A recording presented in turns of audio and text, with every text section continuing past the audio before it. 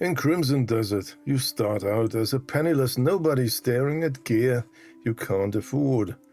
Don't waste hours scrounging for coppers when you can casually become the richest mercenary in Pywel while playing normally. Completely skip the boredom of grinding and camping. Today I'm showing you how to build a self-sustaining fortune easily so you can spend more time cuddling with your cats. Let's get rich! Did you know you can force your enemies to drop their equipped weapons for you to pick up and sell? All you need is any one-handed weapon and shield. Block and wait for the enemy to strike your shield, then immediately tap your heavy attack button. This shield bash sends their gear flying, forcing them to fight you unarmed. Pick them up to use and upgrade and sell the rest for easy silver. Note that this won't work directly on archers, but the bash has a small area of effect. If you disarm a swordsman standing next to one, the archer's bow might just go flying too. Enjoy this hefty boost to loot value and the free weapon and shield upgrades. Now that you're armed for life, and then some, let's tap another free resource: horses. Make a habit of taming any horse you see in the wilds. It's fast and easy, and it keeps you in practice. Keep the ones you want to ride for stats or looks. Just register the rest and send them to the stable. We'll get to that in a moment. If you're new, there's a convenient spawn of wild horses in the fields just east of Town. Now that we're finally at a stable to sell all those tamed horses we remotely registered earlier, we might as well check out the local horses and steal them. You'll need a mask. Get one from this upstanding gentleman at the windmill, and be sure to also buy his keys. You will need those soon. Make sure you also check out my dedicated horse breeds video for more in-depth information on mastering the taming and stealing of horses. Link in the description. But hold your horses, don't sell any of them yet. There is another quick step to maximize our profits here. Let's give all those horses you've collected a massive value boost before selling them. Now here's the trick. You can pet a horse 5 times a day, which should just about make them hit level 3. This literally takes seconds and triples their sale value for a much better payout, as it increases with the horse's level. Touching, isn't it? The next part requires a bandit mask and a key. If you were paying attention, you already grabbed those from that upstanding gentleman at the windmill. Now let's visit the bank and practice withdrawals. The Hernand Bank is right next to the bell tower. Use your key to enter the safe room here. Now, just let the door close. Make sure you are wearing your mask and loot up. Then simply wait for the active theft status to expire before you leave. Once you've cleaned out the vault, you can also loot upstairs. Just watch out for guards and citizens. These chests and drawers respawn every few days, so make this a regular stop. Next, feel free to sweep any houses and manors around the district and collect souvenirs. Some are packed with personal effects and heirlooms. Many have second-floor windows you can climb through to bypass guards or locked doors. Just like the bank, stay out of sight while actively stealing, and the theft meter is up. Before you run to the nearest fence to offload your haul, check your inventory.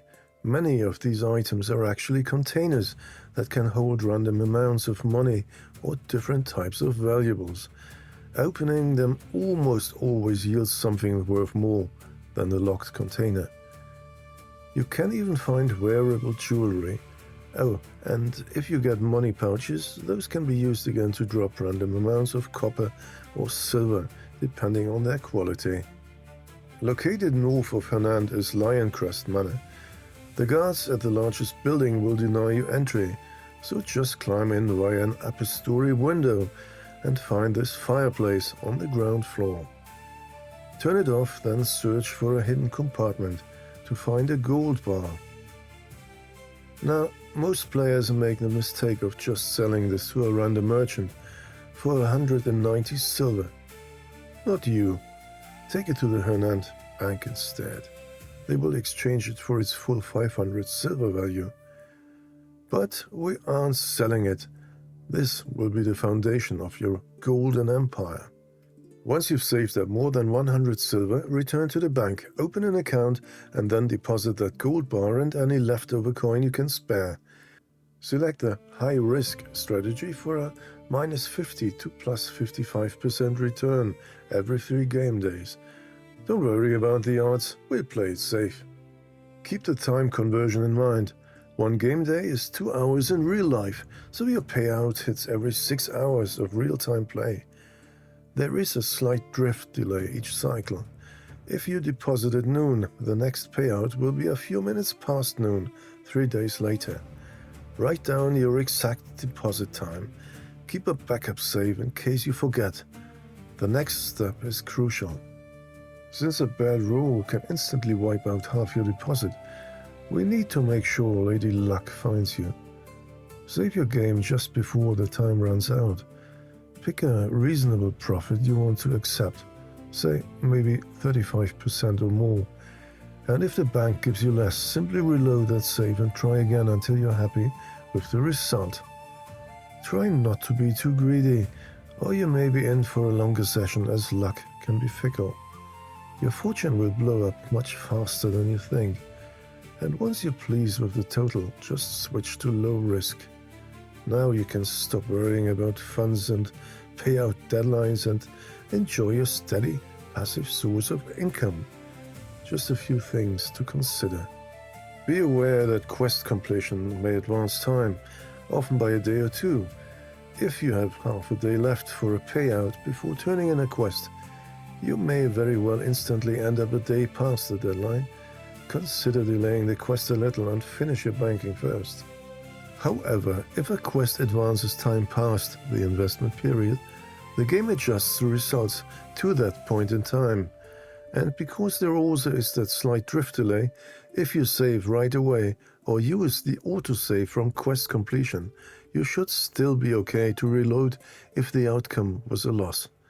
The next 3-day investment cycle will start right then, regardless of the time shift. Also, the game will not alert you that your investment is due, it just happens in the background. You do get a notification if your profit increases the number of gold bars in your bank account in the form of a normal loot pop-up, but they stay in the bank.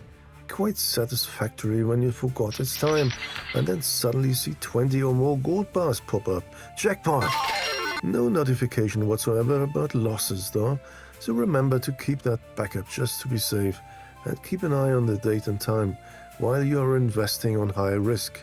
Follow this easy guide and you'll casually go from starving mercenary to the richest man in Pywel without batting an eye or ever having to go out of your way. Grinding is for silly scrubs who don't watch useful guides. Hit that like button with your golden touch if this guide made you crazy rich too, and subscribe for more shiny gems of Crimson Desert wisdom. Now go, get that gold. Those cats are going to cuddle themselves.